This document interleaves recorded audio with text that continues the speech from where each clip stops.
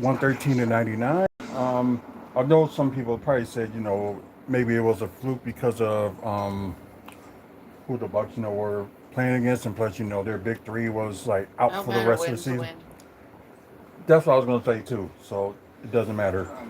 So we're going to talk about the last two games, including the loss against the Hawks. So maybe just set this up before I do the recorded episode.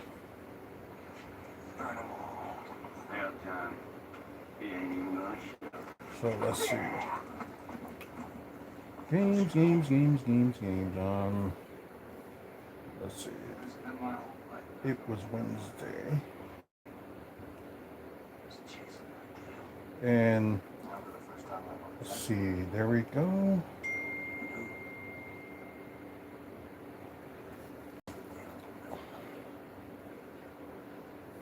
Okay, guys, let me just set this to record and we will go from there.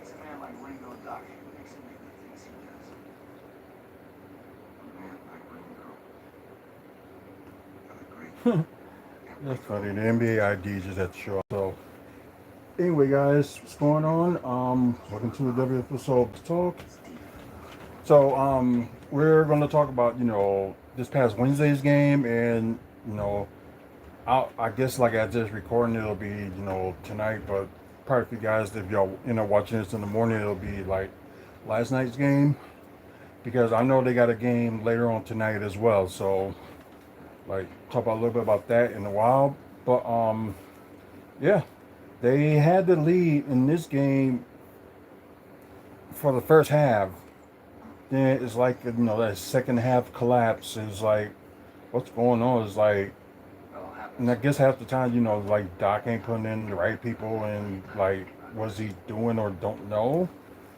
And of course, we was talking about Doc maybe and somebody did point out this idea like maybe he'll just be up in the like front office or something like that, but just keep him away from coaching. So that's something I wouldn't mind him doing. Let him But go. Let him go. but yeah, it's he this year like his coaching day is over. So most likely it seems like end of the season he's just gonna be done coaching period. So he's already the finalist for the 2026 Basketball Hall of Fame, and he probably will end up getting Victoria Grayton B1S. Welcome to the live. Juan Barrera Z7Z3N. Welcome to the live. I appreciate it. Um, but yeah, even if they manage, to get into the play-in, which it's like a low chance that they will, but they end up just being stuck at that 11 seed. But at least you can say they were like the outside looking in, and ain't nothing wrong with that. So let's just get to the quarter status. Trying to get through these games real quick. Um, the highest that the Bucks had scored in the quarter this game was the first quarter with 38. Then you got the lowest that the Hawks had scored was 25. Yeah, it's like their 3-point shooting in the first half for Orlando. Well, first quarter I should say was not that good. Then you have the highest that the Hawks have scored in the quarter with in the second quarter is 41. Then you got the Bucks 33. So decent first half. But yeah, this is where the drama starts. Atlanta has 32 points in the third quarter, while the Bucks had their quarter low of 18. Then you have Atlanta with 33 in the fourth and 24 for the Bucks in the fourth. So yeah, just say yeah, that's kind of horrible. So let's go to the game stat. Well, I should say team stats, and go from there. So yeah, like I said, majority of the first half and a little bit of the third quarter, the Bucks were in the lead until Atlanta, I guess got the fire out their butt and just start hitting their shots and dominating just any way they can. Um, you see at one point, you know, the biggest lead the Hawks had was 23, and the Bucks had a 16-point lead at one point.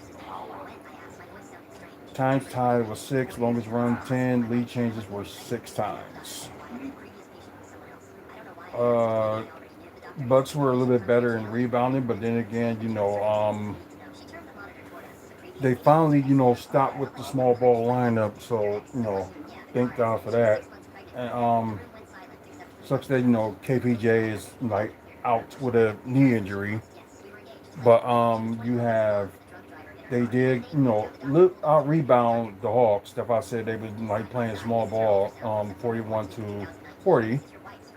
Assists, you know, Orlando was better, but you know, Bucks did do a little bit better than the game before. Steals not too bad for the Hawks 9 and the Bucks 8. Blocks got to be a little bit better is because of them not playing Miles Turner enough, which I don't get, you know why.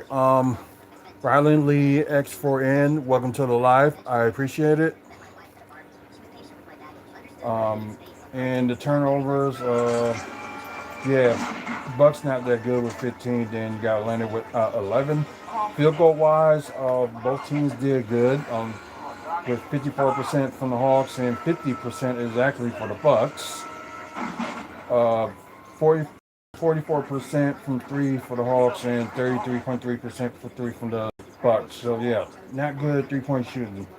Free throw wise, you know, not too bad, 70%, and for the Hawks, you might as well say that's 69% from the free throw. Points in the paint, Hawks did better because mainly, you know, attacking the paint. To Milwaukee's 42. Second chance point, 11 did a little bit better. 11 to Milwaukee's 9. Fast break points, it was all Atlanta. 13 to Milwaukee 5. Oh, excuse me. So now let's get to the player stats. So I know, like, when we look at this, we're going to find, you know, besides the coach to blame, probably be the players we're going to blame. So we're going to start with Atlanta first. Oh, wow, they had a different lineup than what they did today when they played against Philly. And yeah, we are going to the standings because it just got weird just from today's games and stuff like that. So we'll get to that later. See Dyson Daniels, 14 points, 3 blocks, 3 assists, 10 rebounds, so double-double for him with 4 offensive rebounds, 0-1 from 3, but 7-10 from the field. Milwaukee's own Jalen Johnson, 20 points, 2 steals, 9 assists, so near double-double, with 5 rebounds, 5 and 7 from the free throw, 1 or 2 from 3, and 7 to 17 from the field. Rodriguez, I'm sorry if I said it wrong. Welcome to the live. I appreciate it. Oneka Okongwu, I think I can finally say that right after hearing them say it today. 21 points, 2 blocks, 3 steals, 1 assist, 8 rebounds, 3 offensive rebounds, 0-2 from the free throw, 3-7 from 3, and 9-14 from the field. Nickel Alexander Walker, yeah, he had a team high of 23 points, 1 steal, 2 assists, 1 rebound, 5 and 9 from 3, and 9-14 from the field.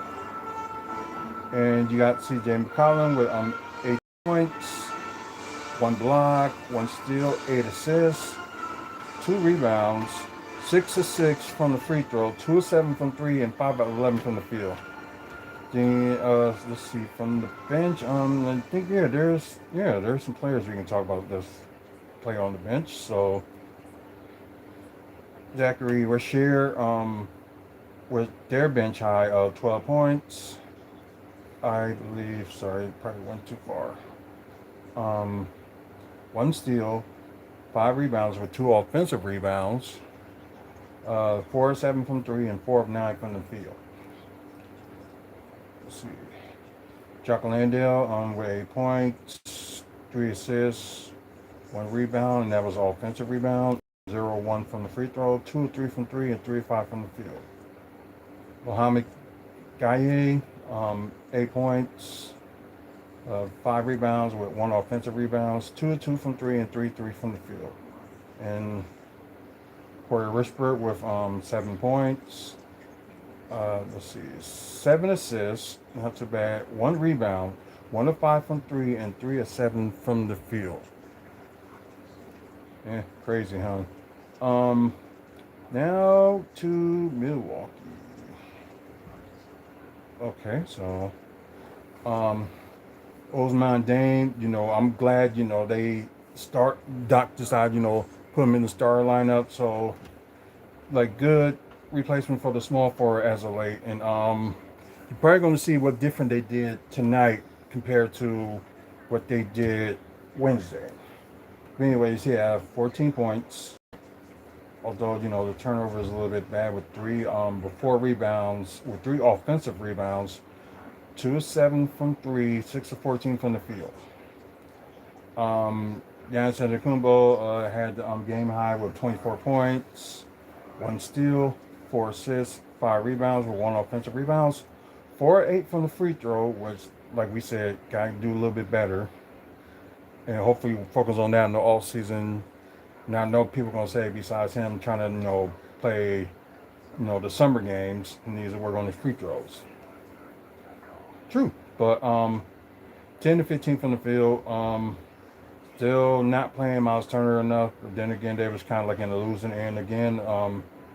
8 points, 1 block, 2 steals, 3 rebounds with 1 offensive rebounds, 2 of 5 from 3 and 3 of 6 from the field. So not too bad. Field goal shooting.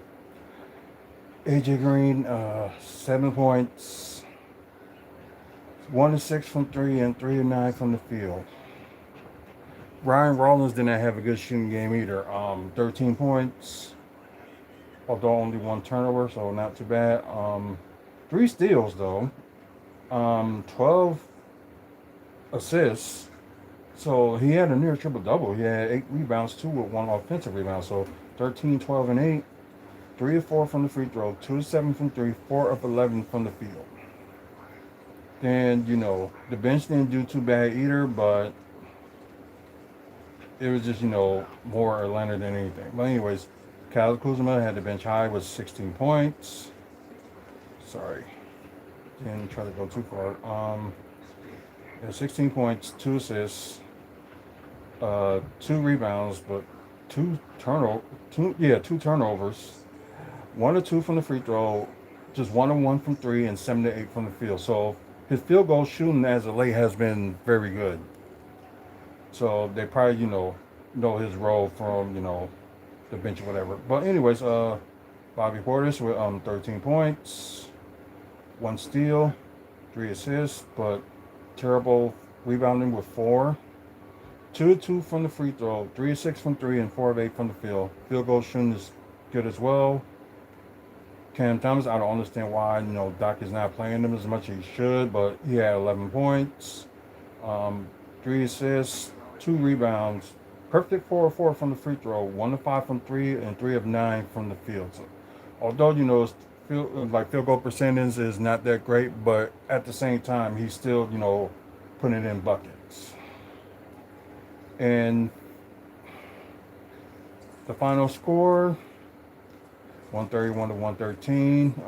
Now we can go on to the next game. I think they may play Atlanta one more time, I believe. Let me see. Okay, they probably won't have the season series against each other, so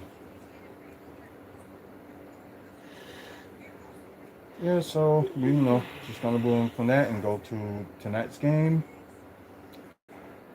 which missed most of the first quarter, saw some of the second all the way there because I didn't know it was gonna be like on regular TV. So, silly me.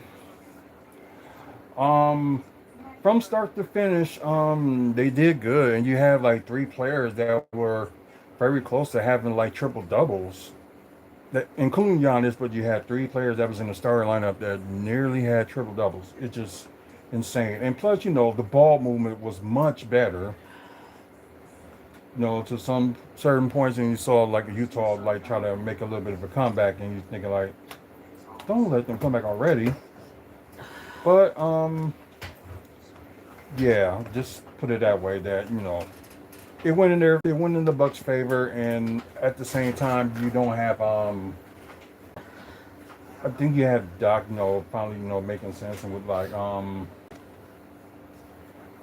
say with like setting up the lineup and stuff like that. So we will talk about the lineup in a minute, but let's get to the quarter status.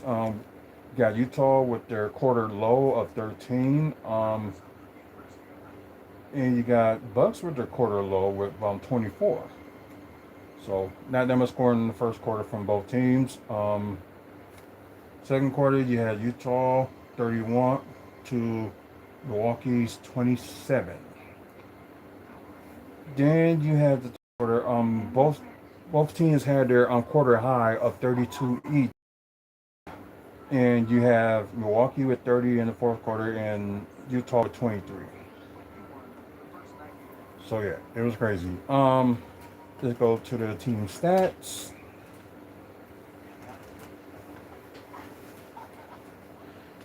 Let's see, where is it?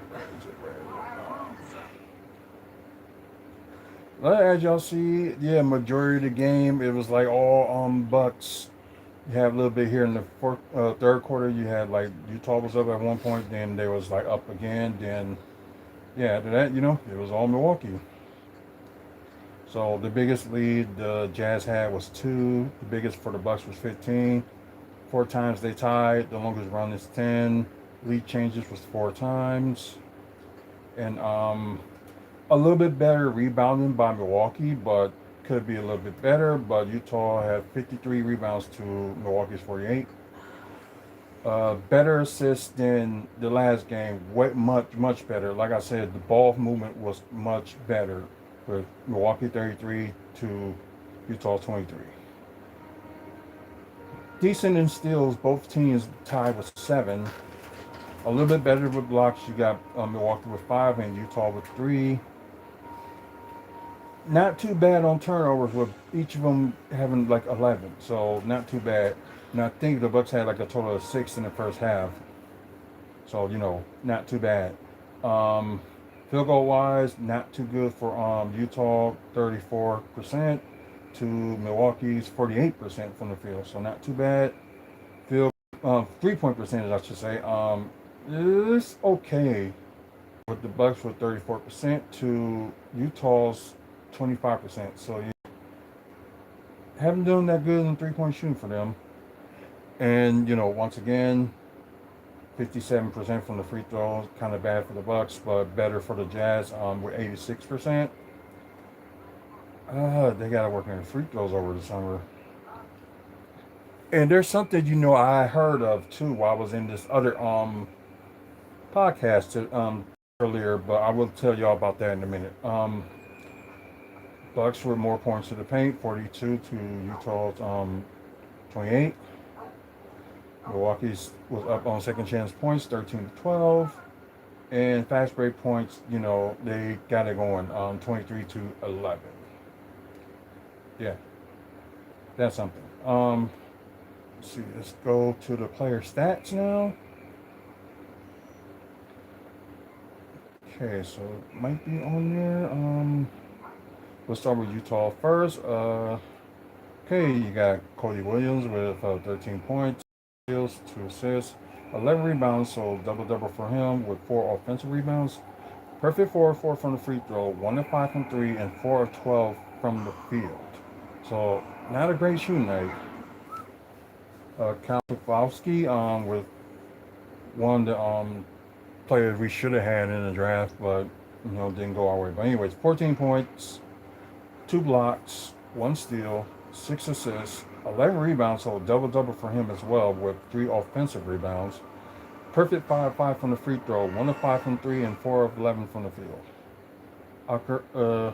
Yeah, I can't talk about him. He didn't score much. Anyways, Ace Bailey with 9 points, 2 steals, 3 assists, 6 rebounds with 1 offensive rebounds, 1 of 9 from 3, and 4 of 13 from the field. Ouch. You got Keon George led the team with 22 points, 4 assists, 2 rebounds, 12 of 13 from the free throw. Huh, that's where all the free throws were coming from. 2 of 8 from 3 and 4 of 17 from the field. Let's see, bench wise, yeah, I guess there's somebody to talk about. Blaine Hinston, with 8 points, 3 assists, 2 rebounds, both offensive. 2 of 7 from 3 and 3 of 9 from the field. And you got Bryce Sandoval, 17 points, and I think that's 2 steals, 2 assists, 5 rebounds. Perfect 2 of 2 from the free throw, 3 of 6 from 3, and 6 of 12 from the field. Oh yeah, I forgot they picked up Obama, and I'm surprised they didn't use him. I don't know. So, like I said, with the starting lineup, big change, and until Kevin Porter Jr. is out, why not? Perfect lineup. Okay, and you got Kyle Kuzma starting instead of on the bench, but he had kicked it up a little bit in the fourth quarter, and like I said, his field goal shooting stuff is getting better. So that's good. 18 points, no turnovers, 5 assists. Rebounding wise, he got 2 with 1 offensive rebound. Probably my only pet peeve is like a little bit better a rebounder should be. Perfect 3 from the free throw, 3 of 5 from 3, and 6 of 12 from the field. As for Giannis, had a game high of 27 points. Crazy enough, he had 2 turnovers, 4 steals, which is, I don't know if that's a season high, but I think it is. 4 steals, 8 assists, 9 rebounds. Like I said, one of the players was near triple double. Also, with that 9 rebounds, he had 1 offensive rebounds. 9 of 15 from the free throw. Like I said, he needs to get working on that. 0 of 2 from 3 and 9 of 14 from the field. Miles Turner, like I said, they didn't play him much. They kind of needed to play him a little bit in the fourth quarter. Anyways, 8 points, 2 blocks, 3 rebounds with 1 offensive rebound. 1 of 2 from the free throw, 1 of 4 from 3, 3 of 7 from the field. I think if they end up getting a better coach next season, like to utilize Miles Turner, I think he will do much better. So I guess that's why part of me is like can't wait till like next season and see what the Bucks going to do in the offseason, even if they make it into a play-in or not. Old man Dane, yeah, they had him at the shooting guard, so that was interesting. 11 points. Crazy, it was like 2 turnovers, 9 assists, and 8 rebounds. So another person that near had a triple double. 3 of 6 from 3 and 4 of 8 from the field. So not too bad field goal wise. Ryan Rollins with 13 points, but crazy enough he had 4 turnovers, 2 blocks, 1 steal, 8 assists, and 11 rebounds. Like the third person that was near a triple double, but he had a double double. Yeah, he's the only one in the Bucks that had a double double. With 1 offensive rebounds out of 11, 3 of 9 from 3, 5 of field. So field goal shooting, he's really got to work on. For the first time since I don't know, since a while, you got AJ Green off the bench. 7 points, 1 assist, 1 rebound, 1 of 2 from the free throw, 2 of 8 from 3, and 2 of 8 from the field. So he got to like work on his like mid-range shots like the all season. Should do more of those instead. Worry about shooting dive out of 3, and you know what I mean. Okay, yeah, Bobby Porter's got the bench high with 12 points, 4 rebounds with 2 offensive rebounds, 2 of 2 from the free throw, 0 of 2 from 3, and 5 of 8 from the field. So no, not too bad. And yeah, hey, even Gary Trent Jr. get to play, but I think he didn't play enough. Same thing with Cam Thomas, he didn't play enough, so I don't think that's fair. But we don't know what Doc's doing, so hopefully it gets better next season. Yeah, we hope that So the rumors out there, he's gonna retire, and I guess either they're gonna fire him or retire. So he might have chose retirement. So, what is? And another thing that I heard, oh, I'm sorry, I did not mean to do this. I didn't know this was possible. Um, Let me get that. I gotta figure out how to do that next time. But anyways, the rumor is with Doc Rivers that coaches, set up, to work on their games and stuff in practice. As I found out with Doc Rivers, they don't practice as much. So, yeah, that's one of the big problems there, that they don't practice enough. So just like why are you being a coach if you can't even, have them practice as much as they should and work on their game? It's like, are you serious? It's one of those things. Oh, okay, they got the playoff picture up already. So, so if the playoffs will start today. Still got the Thunder, and at first, sorry, second you got the Spurs. Let's see, third Rockets, fourth Timberwolves. So yeah, they managed to make it up there. Fifth Denver, sixth Lakers.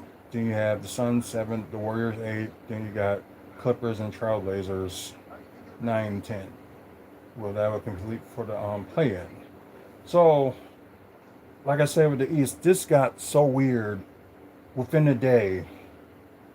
It was at one point you had the Sixers at the sixth seed because they lost to Atlanta. Yeah, they dropped. So I will explain that to you guys. But you got the Pistons, of course, best record of the East. Second, you got Boston, and they got Jason Tatum back yesterday. Well, I would say Friday after it's recording, but for you guys it's live. Third, you got the Knicks.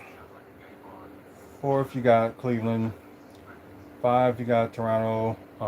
Six, you got Orlando.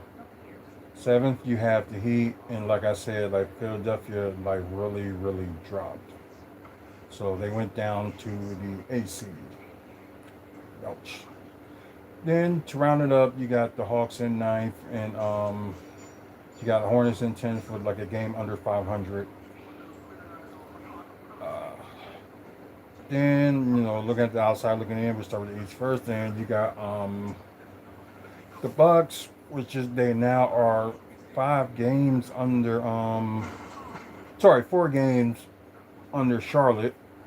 So you never know. Maybe you hope for like Charlotte Hornets collapse at the last minute. So things like that can happen.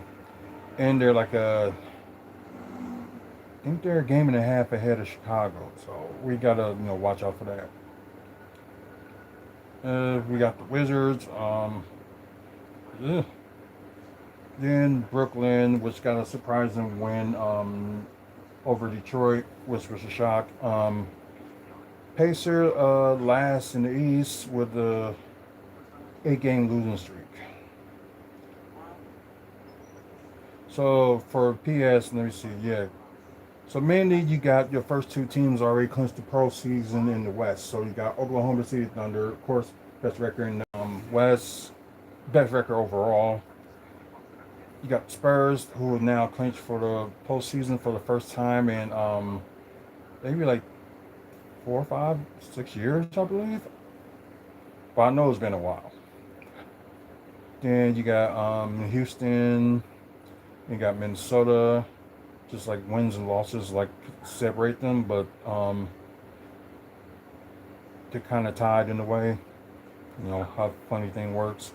You got Denver, Lakers, like I told y'all, and of course, you got the 7, 8, 9, 10. But anyways, outside looking in, you got Memphis, which probably from the looks of it, Portland like keeps it up. I think they're gonna still like being to play in. Memphis. Then you got Dallas. Look like they could be creeping up on Memphis, but from the looks of it, with their 6 losing streak, I don't think so. Pelicans like a little bit more farther than we thought. We kind of want the Jazz, to pass them